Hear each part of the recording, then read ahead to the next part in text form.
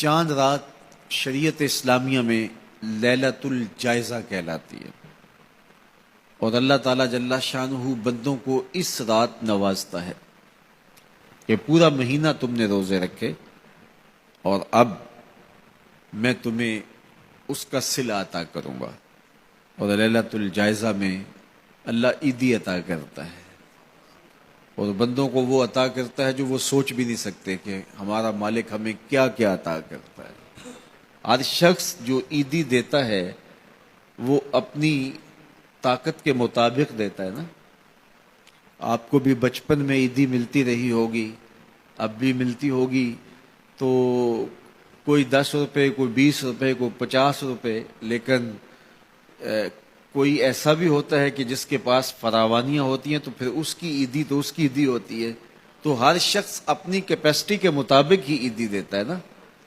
تو یار جب ایک عام آدمی 10-20 روپے دے دیتا ہے،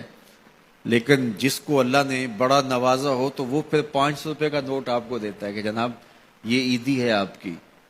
تو پھر اللہ کتنی عیدی دیتا ہوگا، وہ کتنی کرم نوازیاں فرماتا ہوگا۔ تو یار جب عیدی لینے کا وقت ہو، اس دن ہم بازار میں ہوں، جب عیدی لینے کا وقت، کچھ لوگ اپنے سارے کام اور ساری خریداری چاند رات کے اوپر چھوڑتے ہیں کہ اس رات کو ہم بازار جائیں گے۔ کچھ لوگوں کو شوق ہوتا ہے اس رات بازار جانے کا، حالانکہ بازار شر الاماکن، بری جگہ، سب سے بہتر جگہیں اللہ کے گھر مسجدیں ہیں، اور سب سے بدترین جگہیں بازار ہیں۔ تو مجبوری کے ساتھ بازار میں جایا جاتا ہے، آپ کی مجبوری ہے کچھ خریدنا، اور اگر آپ کاروبار کرتے ہیں تو آپ کی مجبوری ہے کچھ بیچنا، تاکہ آپ اس خرید و فروخت سے اپنے بچوں کا رزق کما سکیں یا اپنی ضروریات کو وہاں سے جا کے خرید کے لا سکیں، تو وہ مجبوری ہے۔ تو مجبوری کے لیے آپ وہاں جا سکتے ہیں، اور ہمیں حکم دیا گیا دیر سے جاؤ جلدی واپس آ جاؤ۔ مسجد میں حکم دیا گیا ہے جلدی جاؤ دیر سے واپس آؤ۔ اور ہمیں پتہ ہے کہ چاند رات کو رش کتنا ہوتا ہے، اور ہم اسی وقت کے لیے سارے کام چھوڑے ہوں جبکہ کندھے سے کندھا چھو رہا ہوتا ہے، اور مرد و زن کا اختلاط بھی وہاں ہوتا ہے، تو پھر اپنے آپ کو بچانا اور اپنے آپ کو محفوظ رکھنا اور اپنی نظر کی عفت اور پاکیزگی کا خیال رکھنا کتنا مشکل ہو جائے گا۔ اپنے آپ کو آزمائش میں ہی کیوں ڈالا جائے کہ جس میں ہم پورے نہ اتر سکیں۔ تو اس لیے یہ بات ذہن میں رکھیے گا کہ یہ لیلۃ الجائزہ ہے، یہ جھولی پھیلا کے رب سے مانگنے کا وقت ہے، یہ بازاروں میں آوارگی کا وقت نہیں ہے۔ تو یہ رات بھی ہماری اللہ کے حضور عبادت میں گزرنی چاہیے، ذکر و فکر میں گزرنی چاہیے، یاد الہی میں گزرنی چاہیے۔ تو لیلۃ الجائزہ کو کبھی ضائع نہ کیجیے، اور اس رات کو برباد نہ کیجیے۔ سارے مہینے کی محنت آپ نے جو کی، اب اس کا صلہ لینے کا وقت ہے، اب عیدی لینے کا وقت ہے۔ تو عیدی لیجئے اپنے رب سے، جھولیاں پھیلا پھیلا کے لیجئے، اس سے خیرات مانگیے، اس کی کرم نوازیاں اور اس کی رحمتیں تمہارے اوپر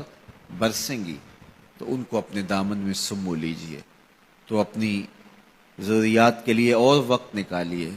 اور عید کا دن بھی اللہ نے ہمیں 5 نمازوں کے علاوہ ایک اضافی نماز عید کی ہمارے اوپر واجب کی ہے۔